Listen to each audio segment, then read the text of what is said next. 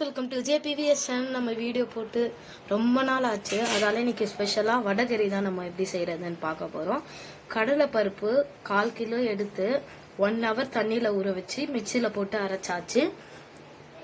இப்போ இதை இட்லி பாத்திரத்தில் தண்ணி ஊற்றி தட்டில் இந்த மாதிரி வச்சுக்கலாம்.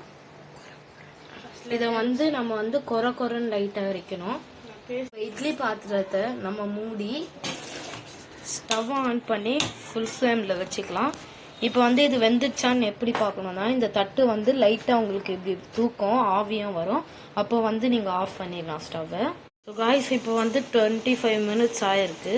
இப்போ நீங்கள் பார்க்கலாம், கொஞ்சம் நேரம் கழிச்சு அந்த தட்டு லைட்டாக தூக்கும். பாருங்கள், நான் ப்ரெஸ் பண்ணி காமிக்கிறேன். உங்களுக்கு தெரியுதா தட்டு தூக்குறது? உங்களுக்கு ஆவியும் வருது. ஸோ இப்போ நம்ம ஸ்டவ்வை ஆஃப் பண்ணிடலாம். கடலை பருப்பு நல்லா வெந்துச்சு. இப்போ இந்த மாதிரி உடைக்கணும். இந்த மாதிரி நம்ம கையாலே இதை தூளாக்கணும். இப்போ கடாய் நல்லா சூடானதுக்கு அப்புறம் எண்ணெயை ஊற்றிக்கலாம். 50 கிராம். நல்லா எண்ணெய் ஹீட் ஆயிடுச்சு. இப்போ 3 ஏலக்காய் ஆட் பண்ணிக்கலாம். பிரியாணி இலை,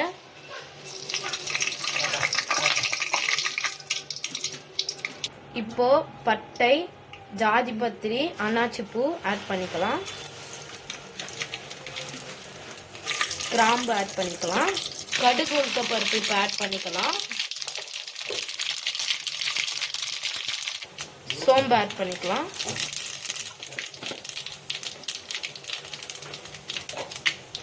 வெங்காயம் 8 வெங்காயத்தை பொடிசா கட் பண்ணி இப்போ நம்ம ஆட் பண்ணியிருக்கோம். இப்போ நம்ம செய்கிற குவான்டிட்டி ஒரு 8 பேர் சாப்பிடலாம் தாராளமாக. ஆனியன் நல்லா செவந்துடுச்சு.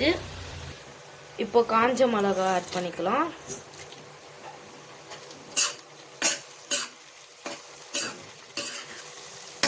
இஞ்சி பூண்டு தட்டி வச்சிருக்கோம், அதையும் இப்போ ஆட் பண்ணிக்கலாம். 5 பச்சை மிளகா, கருவேப்பிலை ஆட் பண்ணி நல்லா மிக்ஸ் பண்ணிக்கலாம். இப்போ எல்லாம் வதங்கினதுக்கு அப்புறம் நம்ம நுணுக்கி வச்ச கடலை பருப்பை ஆட் பண்ணிக்கலாம்.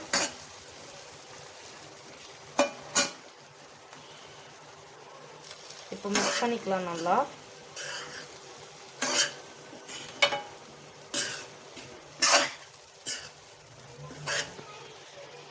ரெட் சில்லி பவுடரு,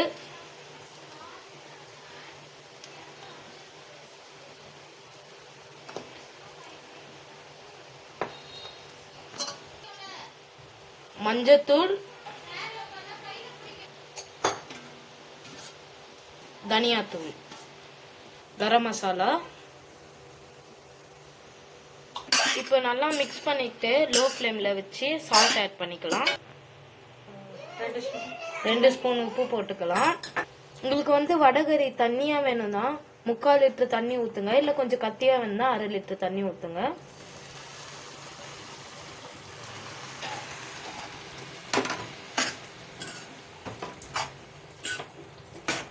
இப்போ தண்ணி ஊத்துனதுக்கு அப்புறம் ஃபுல் ஃப்ளேம்ல வச்சிடலாம். லைட்டா மிக்ஸ் பண்ணலாம். இப்போ ஒரு தட்டை போட்டு மூடிடலாம். இப்போ நல்லா கொதிச்சிச்சு. இப்போ கொத்தமல்லி ஆட் பண்ணிக்கலாம். அவ்வளோதான், நம்ம வடகறி இப்போ ரெடி.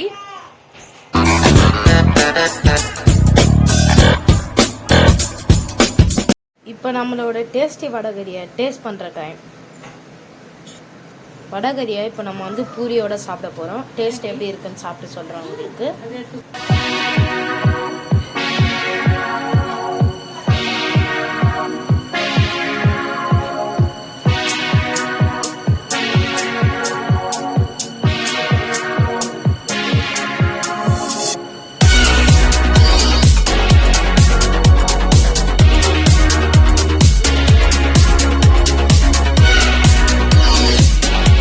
டேஸ்ட் பண்ண போறேன்.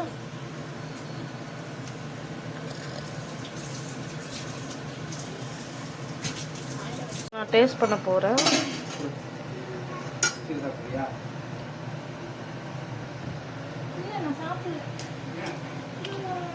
நான் ஹானஸ்ட்டாக சொல்கிறேன், டேஸ்ட் சூப்பராக இருக்குது. நீங்களும் இந்த மாதிரி உங்கள் வீட்டில் ட்ரை பண்ணி பாருங்கள். ரொம்ப டேஸ்டியாக இருக்குது, ஹானஸ்ட்டாக சொல்லுங்கள். இந்த வீடியோ உங்களுக்கு பிடிச்சிருந்தா நம்ம சேனலை லைக் பண்ணிட்டு சப்ஸ்கிரைப் பண்ணிடுங்க. அதுக்கப்புறம் ஏதாச்சும் இந்த ரெசிபியில் டவுட் இருந்துச்சுன்னா கமெண்ட்டில் சொல்லுங்கள். கண்டிப்பாக நாங்கள் ஆன்சர் சொல்கிறோம் உங்களுக்கு. டாட்டா, பாய் பாய்.